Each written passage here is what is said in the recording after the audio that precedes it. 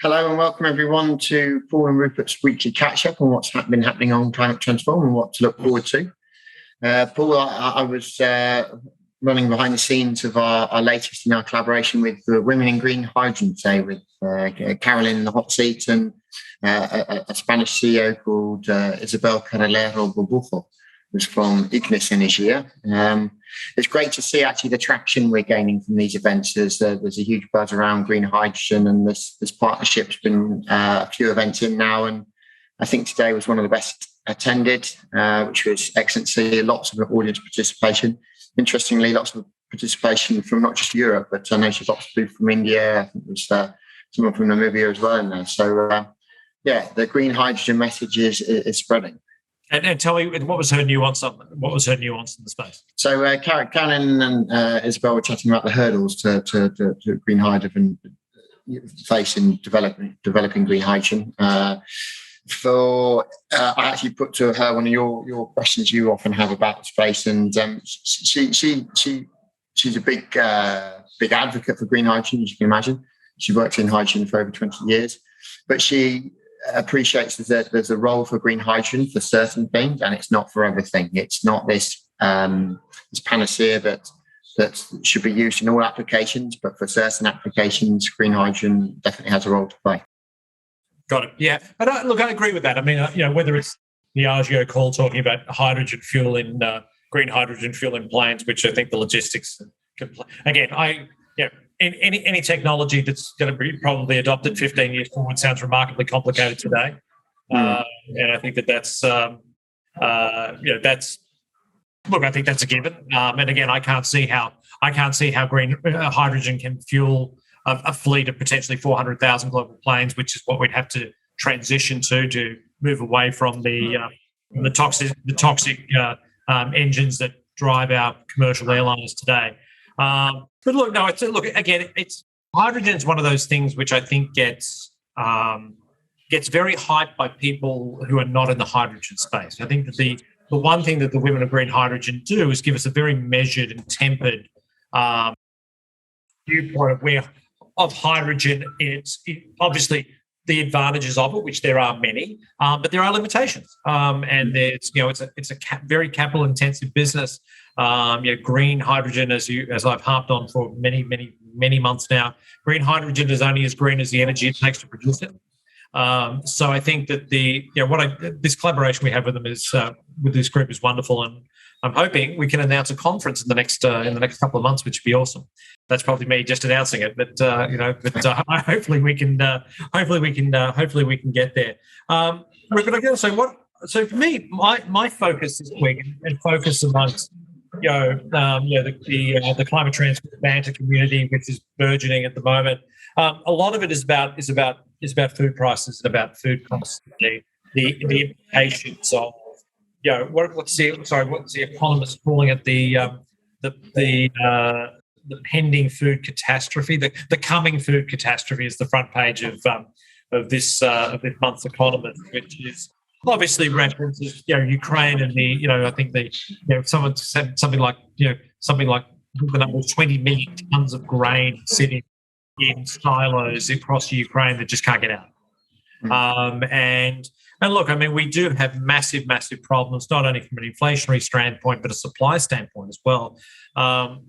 Food costs could skyrocket if there's any forms of bad weather or drought or summer rains in the United States with wheat and corn crops.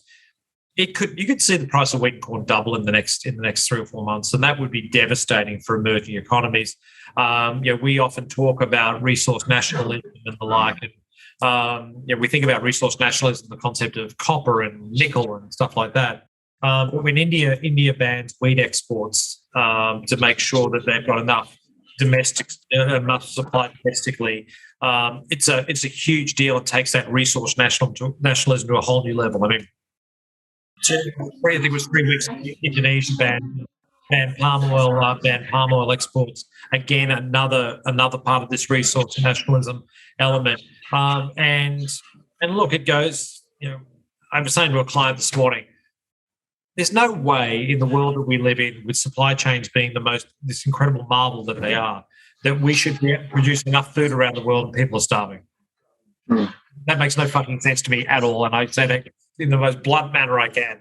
It's stunning to me that there's a food catastrophe coming when we have the ability to do the things that we can do.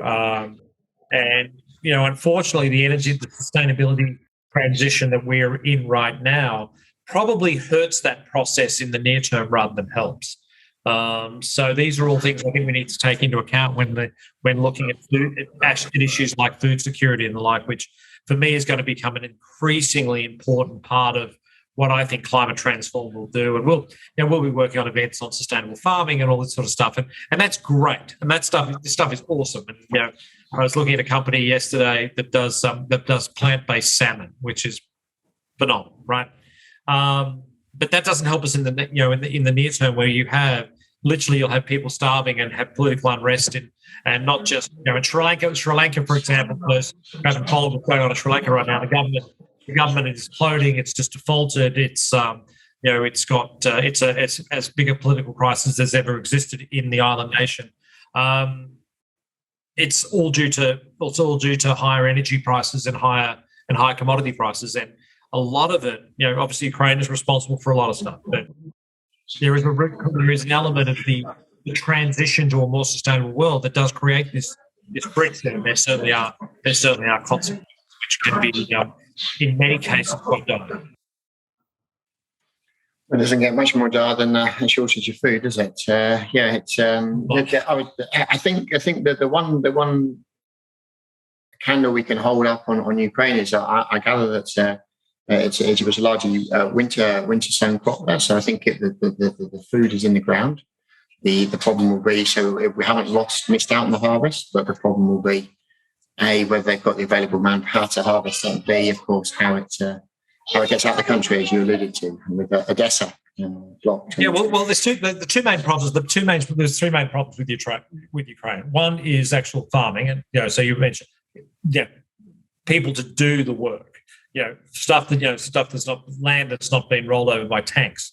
That sort of thing, right? Obviously, that's the eastern side, doesn't really include the western side. Secondly, is the shortage of fertilizer. There is fertilizer prices are up around 50% in a very, very short period of time. There is a global shortage of fertilizer because a lot of potash is produced in the Soviet Union, dating myself, in Russia in particular. And so there is a shortage of fertilizer, which is very, very problematic. And logistically, where do you ship this stuff out, right? It's all shipped out of the south, and Odessa is a port that is, which is racked by gunfire. Stuff's not moving out of a port that's closed, right? So where do you, even if the war ends, what damage is there to the ports? You've got to rebuild the infrastructure. We're going to be dealing with shortages from this Ukrainian breadbasket, as people like to call it, for years to come. It's a really messed up situation, and it's not going to improve anytime soon. Well, it sounds like one we need to get some expert from to enlighten us all and perhaps give us a way out. But, I think we need to. Maybe that's something we should do, guys. If you know of anyone who knows about wheat and corn markets in particular, I've got some folks, but love to chat to them, because stuff is really, really important. And it goes back to this whole notion of friction around the energy sustainability, not just the energy transition, but the sustainability transition. And how do we make this smooth? I mean, I don't think there's any question that if you're a person who is dealing with food shortages in any part of the world, that you probably don't give a shit if it's GMO or not. And I think that these are sort of things, particularly the EU, have very heavy restrictions on this stuff. And there are certain times where you just got to say, we just got to produce what we can produce to make sure the world's better. And maybe that's just one of the times we're in right now. Well, there we are. Rather somber note to end on, but let's hope we can find some optimism on future Climate Transform talks. Perfect, mate. I'm flying to Texas for the next 4 days, and apparently I just got told on the banter chat that Texas is about to announce its fully blown drought, which obviously doesn't help the notions of crop, sustainable crops, and perfect Yeah, well, as an analyst said to me recently, wheat and corn prices can be stable if you have a perfect growing season in the United States. And I think droughts in Texas and Oklahoma and places like that doesn't imply a perfect growing season. But fingers crossed we get some rain, and fingers crossed we have perfect crops. And if there is one basic thing, I think it's that we all deserve to be fed. So I think that's very telling. So, mate, thank you so much. We'll do this again next week. Indeed, Paul. See you then. Thanks.